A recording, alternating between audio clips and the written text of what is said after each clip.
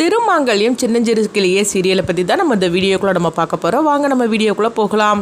திவ்யா பார்த்தோம்னா அவங்க தீ மிதிக்கிறாங்க. அப்படி கையில் பூச்சிட்டையும் ஏந்திட்டு வரும்போது அப்போ கிருபா ஏற்கனவே திவ்யா இந்த பரிகாரத்தை நல்லபடியாக செய்யக்கூடாது அப்படின்னு சொல்லிட்டு அவங்க குடிக்கிற தீர்த்த தண்ணியில் இந்த மாதிரி ஒரு மருந்தை கலந்து கொடுத்துருக்குறாங்க. இதனால திவ்யாவால் நடக்க முடியாமல் அவங்க தீச்சட்டியோட கீழே விழுறதுக்காக போகும்போது கரெக்டாக பார்த்தோம்னா மகாவும் இந்துமதியை தாங்கி பிடிச்சிருந்தாங்க.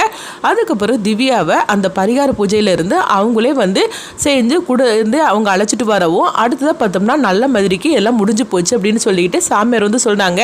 எங்க நல்ல மாதிரிக்கு முடிஞ்சிச்சு அப்படின்னு சொல்லி கேட்டுட்டு இருக்கவும் இங்க பாருங்க, என்ன இருந்தாலும் சரிதான், திவ்யா அந்த மாதிரி கீழே விழுறதுக்காக போகும்போது அப்போ மகாவும் இந்துமதியை தான் தாங்கி பிடிச்சிருக்கிறாங்க. அப்போ ஆக மொத்தத்தில் இப்போதான் எனக்கு எல்லாமே வழங்குது அப்படின்னு சொல்லவும் அப்போ கிருபா சொல்லிட்டு இருக்கிறாங்க, நான் பார்த்துட்டு தான் இருக்கிறேன், நீங்கள் ரொம்ப ஓவரா பண்ணிட்டு இருக்கிறீங்க, அவங்க இந்த மாதிரிக்கு பிடிச்சிட்டு வந்தனால இப்போ என்ன சொல்ல வரீங்கன்னு கேட்கும்போது 3 பேருக்கு தான் பரிவட்டம் அப்படின்னு சொல்லியிருந்தாங்க. இது கெட்டதுமே கிருபா அப்படியே அதிர்ச்சி அடைகிறாங்க. என்ன சாமி சொல்லிட்டு இருக்கிறீங்க, இவங்க 3 பேருக்கு பரிவட்டம் கட்ட போறீங்களா, அதுவும் இவங்க 3 பேரும் ஒரு பொம்பளை அப்படிங்கும் போது உடனே இது கேட்டதுமே சாமியார் சொல்லிட்டு இருக்கிறாங்க, என்னங்க இந்த மாதிரி பேசிட்டு இருக்கிறீங்க பொம்பளைன்னு சொல்லிட்டு அவங்களால தான் இன்னைக்கு இந்த மாதிரி இந்த பரிகார பூஜையை நல்ல மாதிரி செஞ்சு முடிச்சாங்க. நான் இன்னைக்கு சோவி போட்டு பார்க்கும்போது 3 சோவியும் பார்த்தோம்னா அது எல்லாமே ஒன்று போல இருந்தது. அப்போ எனக்கு அதுக்குள்ள விட தெரியல, இப்போதான் தெரிஞ்சிச்சு. அதாவது இவங்க 3 பேருக்கு பரிவட்டம் கிடைக்க போகுது, அதனால தான் அந்த பரிகார பூஜையை திவ்யா மட்டும் பண்ணாம இவங்க 3 பேரையும் அந்த ஆத்தாலே செய்ய வச்சிருக்கிறா. அப்ப ஆக மொத்தத்துல இவங்க 3 பேருக்கு தான் பரிவட்டம் அப்படின்னு சொல்லவும் இது கேட்டதுமே கிருபாவுக்கு வந்ததே கோபம். அதே மாதிரிக்கு கவிதாவுக்கு ஒன்றும் புரியாம முழிச்சிட்டு இருக்கிறாங்க. இது என்னது இப்படி நடந்துகிட்டு இருக்குது, எப்படியாவது இந்த திவ்யாவை பண்ண விடாம பண்ணணும்னு நினைச்சு என்ன வச்சோம்னா இப்ப என்னன்னா இவங்க 3 பேருக்கு பரிவட்டமா, அதுவும் இந்த மகாவுக்கு அப்படின்னு சொல்லிட்டு இருக்கவும் அப்ப திருவோட தாத்தா சொல்லிட்டு இருக்கிறாங்க, திரு உண்மையிலே ரொம்ப பெருமையா இருக்குப்பா, இவங்க 3 பேருக்கு பரிவட்டம் கிடைக்க போகுது அப்படிங்கவும் அப்ப திருவும் சந்தோஷப்பட்டு இருக்கிறாங்க. அடுத்து பார்த்தோம்னா அவங்க 3 பேருக்குமே பரிவட்டம் அவங்க கட்டுறாங்க சாமியார்.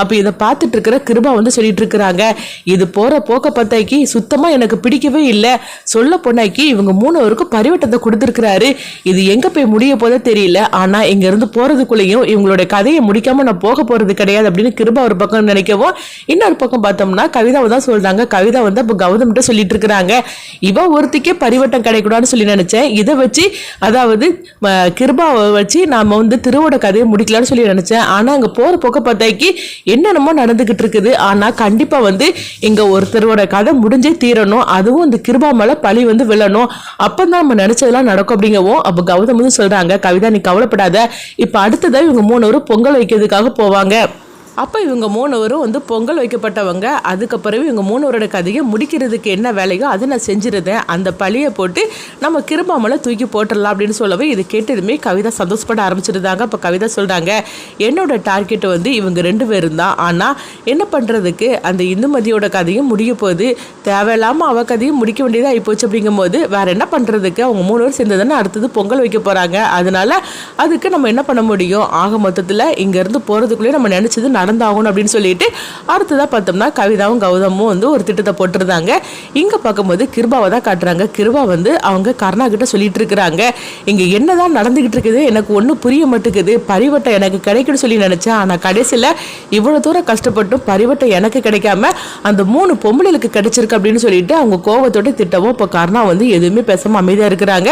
ஏன்னா அவங்க கிருபா இந்த அளவுக்கு கோவத்தில் இருக்கிறனால கருணாவுக்கு என்ன பண்ணுதுன்னு தெரியல. அடுத்ததான் கிருபா சொல்லிட்டு இருக்கிறாங்க, இவங்க 3 பேரும் பொங்கல் வைக்கிறதுக்காக போறாங்களா, கண்டிப்பா இந்த பொங்கல் அவங்க வைக்கக்கூடாது, சாமிக்கு அதை படைக்கவே கூடாது, அப்படி மட்டும் இவங்க செஞ்சுட்டாங்கன்னா இவங்களுடைய எல்லாமே அந்த ஆத்தா ஏத்துக்கிட்டதா ஊர்க்காரங்களான்னு சொல்லிடுவாங்க, அதனால இதுல கண்டிப்பா ஒரு பிரச்சனை ஏற்படுத்தியே தீரணும்னு சொல்லிக்கிட்டு கிருபா ஒரு பக்கம் திட்டம் போட்டுருக்காங்க. அடுத்து பார்த்தோம்னா சாமியார் இவங்க 3 பேரையும் கூப்பிடவும் உடனே 3 பேருமே வராங்க.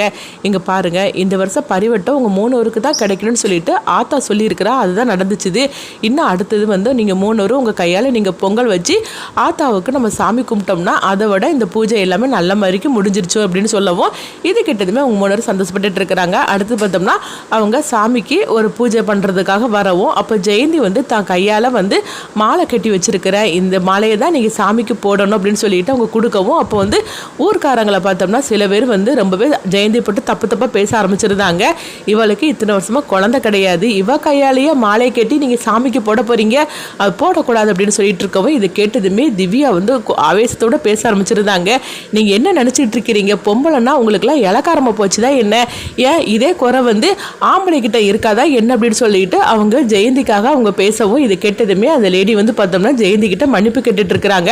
அம்மா என்னை மன்னிச்சிருங்கம்மா, இந்த மாதிரி நான் பேசிருக்கவே கூடாது, நான் பேசினது தப்பு தாம்மா அப்படிங்கவும் உடனே ஜெயந்தி வந்து அதெல்லாம் பரவாயில்லக்கா அப்படிங்கிறாங்க. அடுத்து பார்த்தோம்னா ஜெயந்தி கையால் அந்த மாலை கட்டி இருக்கிறாங்களா, அதுவே அவங்க சாமிக்கு வந்து அவங்க போட்டு அவங்க பூஜையெல்லாம் நடத்துகிறாங்க. அப்போ ஜெயந்தி வந்து திவ்யா கிட்ட சொல்கிறாங்க, திவ்யா அதாவது எல்லாருமே என்னை வந்து இந்த மாதிரி தான் தப்பு தப்பாக பேசியிருக்கிறாங்க, ஆனால் என்ன பண்ணுறதுக்கு நான் அந்த இடத்துல கூனி குறுகி தான் நிற்பேன். ஆனால் எனக்காக சப்போர்ட் பண்ணி நீ இந்த மாதிரிக்கு வந்து எனக்காக நீ பேசினது நினைக்கும் போது எனக்கு எவ்வளோ அதாவது சந்தோஷமாக இருக்குது தெரியுமா. உண்மையை சொல்ல போனால் எனக்கு கூட பிறக்காத ஒரு தங்கச்சி இந்துமதி மட்டும்தான் இருந்தா, அவள் வந்ததுக்கு பிறகு தான் எனக்கு என் வாழ்க்கையில் ஒரு சந்தோஷமே எனக்கு வந்துச்சுது. உண்மையில சொல்ல போனால் எனக்கு கூட பிறந்தவன் சொல்லிக்கிட்டு ஒருத்தி இருக்கிறா பாரு புவனான்னு, அவள் வந்து எப்போ பார்த்தாலும் சரிதான் என்னை மாட்டி விட்டுறதுக்காகவே இருப்பா. ஆனால் இந்துமதி என்னைக்கு வந்தாலும் அன்னைக்கு தான் எனக்கு சந்தோஷமே கிடைச்சது. அதே மாதிரிக்கு தான் ஒன்னையும் மகாவே பார்த்தது புரோதமா எனக்கு சந்தோஷமாவே நான் இருக்கிறேன் அப்படிங்கவும். ஆனாலும் வந்து ஜெயந்திக்கு மகாவை பற்றி அவங்க நினைக்கிறாங்க.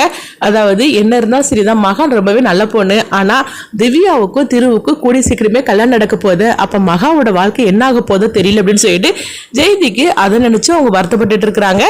அப்போ ஜெயின் வந்து சொல்கிறாங்க, மகாவும் சரி திவ்யாவும் சரி ரொம்ப நல்லவங்களாக இருக்கிறாங்க, ஆனால் மகாவோட வாழ்க்கையில் திருவு தான் வரணும் அப்படின்னு சொல்லிட்டு அவங்க நினைக்கிறாங்க.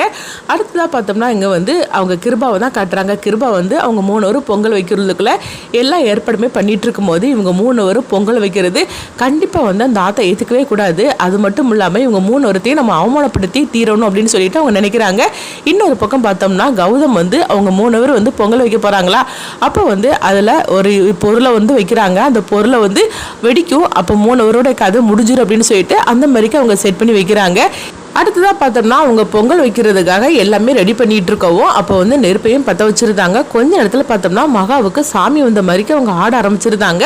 அப்போ உடனே வந்து மகா வந்து சொல்கிறாங்க, இதில் ஒரு ஆபத்து இருக்குது அப்படின்னு சொல்லிட்டு இருக்கவும் இது கெட்டதுமே கர்ணாவும் திருவும் ஓடோடி வராங்க. அப்போ என்னன்னு சொல்லிட்டு அவங்க செக் பண்ணி பார்க்கும்போது இந்த மாதிரிக்கு ஒரு பொருள் இருக்கிறத அவங்க கண்டுபிடிச்சிருந்தாங்க.